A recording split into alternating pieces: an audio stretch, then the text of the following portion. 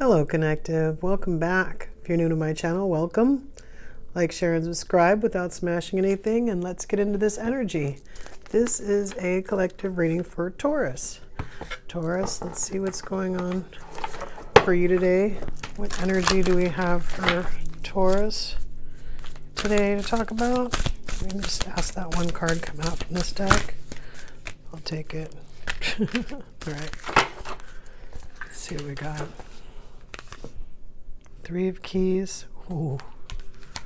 The chess game. Let's pull some more cards, Taurus. We are going to go, that was the Akashic deck. We're going to go to the Energy Oracle cards now and see if we can get some overall energy for you. Let's go with this card here. That's like almost two cards that came out. Let's see. Just going to do like 3 passes, and then if it's going to say if nothing comes out, we'll pull. Oh, good. What's that? Cornucopia. Ooh, with the chess game? What's up with that? Okay, we're about to find out. Cool. All right, let's do one more pass for the Energy Oracle. See if anything else wants to come out for Taurus. Okay. Wow. Okay. Okay. Do we want that card? Okay. Wow. Uh-oh. Okay. Well, it's kind of like your card. All right, let's see what else we got going on this table here.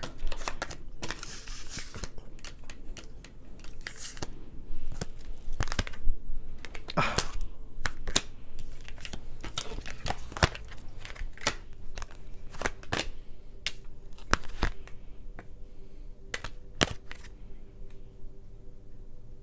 Well, okay. Oh, I can see just fine and the camera looks great, but I bet that the light is not what it should be. So let me just change that slightly. Okay. All right. Okay. So a little bit better light. We have the chess game. And okay, let's see. Is there any other people?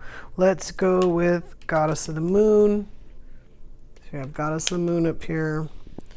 We're going to put her with the Victory card up here at the top. And then we've got our Garden in the Gate. It's coming out as a decision for some reason. All right, so we got door. All right, so we have action. I'm going to put action over here by this chess game card. And then, well, let's get rid of him because he's in the way now. We have him. Hostilities. Let's put him over there. And then we have cornucopia. So usually what we either have or what we're working towards, which is also blossoming abundance. I mean, cornucopia is very similar to me. Maybe we'll read it in the extended just to see if we can get it to separate itself from blossoming abundance. And then, so we have 2 doors. So we have the door to spirit, which is usually enlightenment. And then we have the door to personal healing and happiness, which is usually what we need when we want to like advance or have a new experience. All right, so let's see what Alice has to say. That's a lot of cards.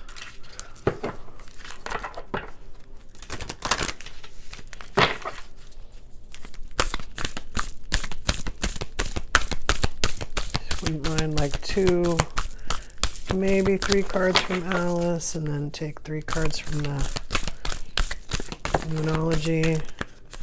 We get, whoa, what is that? Come on, just want 2 more. It's 2 more. All right, you know what? We're gonna pull them if they don't come out. Yeah, this is acting a little weird. Let's get them. All right.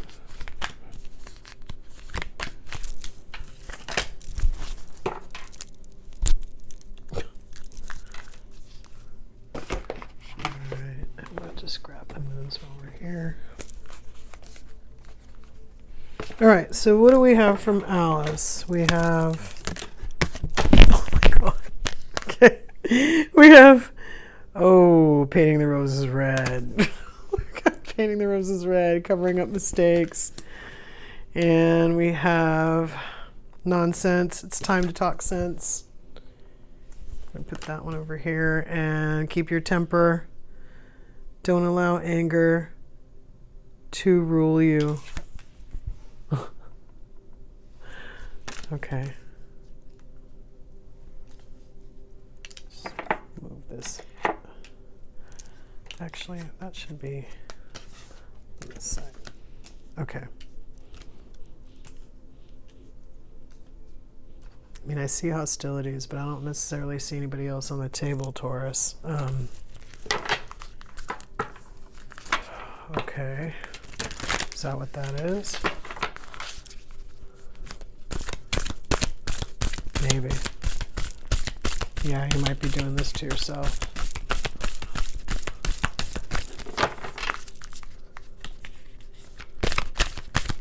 Just going to do like 1 or 2 more passes as I take these cards in. If nothing comes out, we'll pull 3. Then we're going to read the chess game.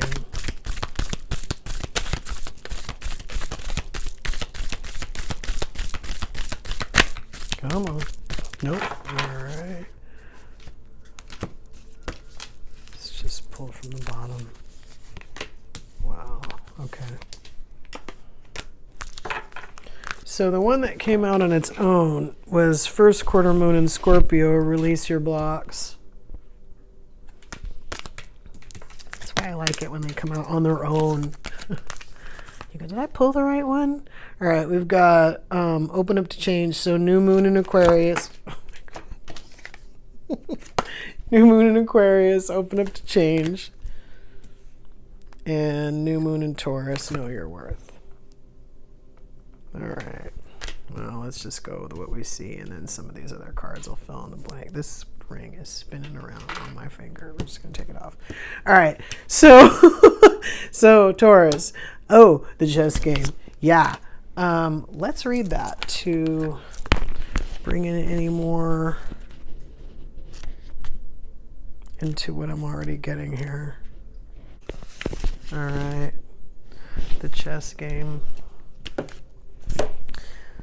A game is in play upon the chessboard. Some of the pieces are sidelined, while the bronze queen lies on her side on the playing field.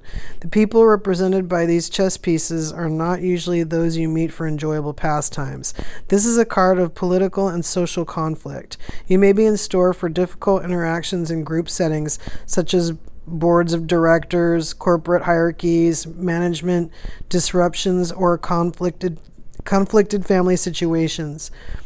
Those sides seem to be clearly divided. Many of the people involved are really out for themselves. Really?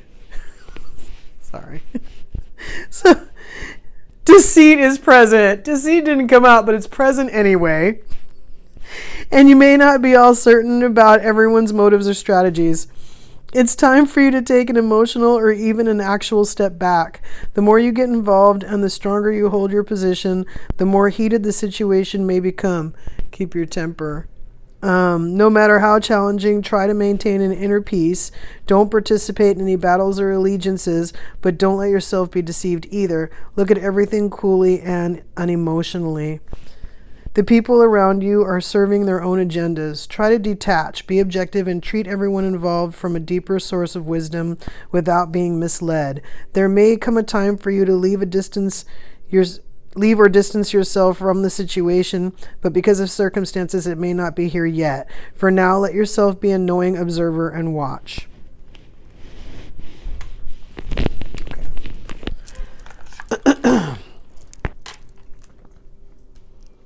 So, the Garden in the Gate is coming off as like a choice. It's kind of like what that card said. You can choose to kind of like go towards this door to spirit, or you can choose to kind of get caught up in the deceit or the hostilities, right? Like, in the situation, you can do nothing, which means you're staying to yourself, you're keeping yourself, or you can engage in some sort of action that's going to involve you directly in whatever's going on. The game itself, sometimes people play games. Like, we always use the term playing games. But sometimes the games are, well, I was going to say a little bit heavier. They are meaner. Okay. The deceit, that deceit card, you know, a lot of times when that card does come out, it like separates itself from other cards. Like, it even separates itself from the envy card, you know, a lot of times because, you know, just as an example for envy, which we always say is any lower vibration, you know, anybody could feel it. Just, you know, you could see something and feel envy or whatever that whatever that energy is. But with deceit, you know, it's always like on purpose. It's calculated. It's done, you know, intentionally to someone for some reason that usually has something to do with either the person they're doing it to, you know, being less fortunate because of that, or the person that's doing it gaining something. That's why they're doing it. People don't really get that a lot of times because they can't imagine, especially people who are like good people inside, they can't imagine like being that way towards someone else. So it doesn't stand out to them what's happening. And in this particular case, you have several choices. Some of them are extremely glamorous. Like, we have Painting the Roses Red here, which when Painting the Roses Red comes up, sometimes it comes up as like you're perpetuating somebody else's mistake. The one time that it was really strong was somebody had said something and then had exited your life, and then you kept saying that to yourself. It was something that you were saying that was untrue. It was the recording that you were playing in your head, right? So you're perpetuating somebody else's mistake. Now you're covering up their mistake.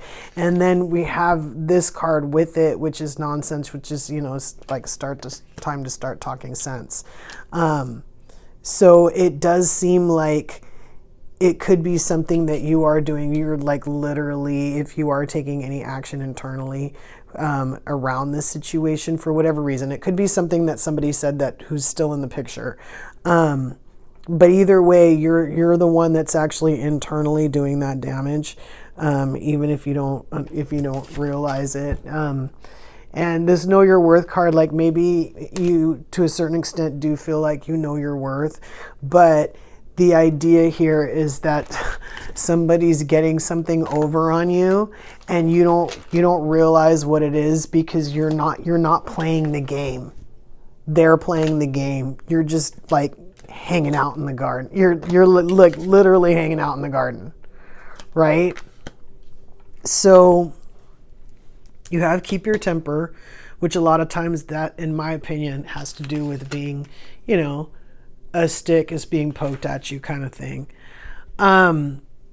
It could even be something that sometimes people do stuff intentionally. We don't realize that, that they're doing it intentionally or that they're doing it at all.